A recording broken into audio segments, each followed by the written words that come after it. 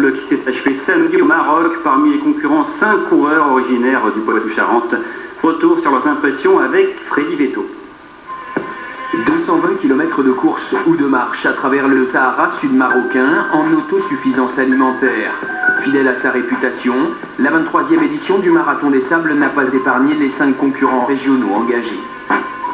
Ça porte bien son nom, Marathon des Sables, c'est le sable partout. Impossible de faire une étape sans des kilos, des kilomètres et des kilogrammes de sable partout, et c'est ça qui m'a paru le plus éprouvant jusqu'à aujourd'hui. Là, pour vous dire, 10 km on a mis 2h42, moi 10 km à l'entraînement c'est 45 minutes. Donc évidemment, moralement c'est un peu dur parce que tous les temps qu'on a prévu au départ s'effondrent au fur et à mesure.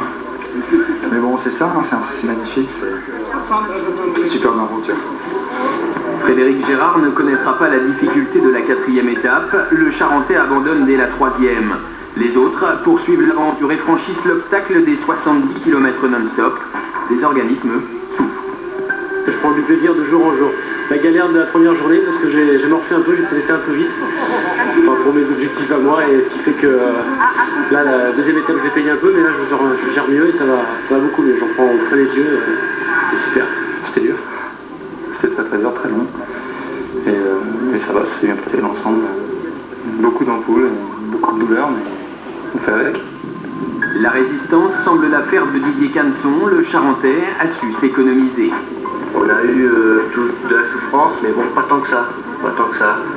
Donc je suis assez satisfait de mon parcours jusqu'à maintenant. C'est bien géré en tout cas.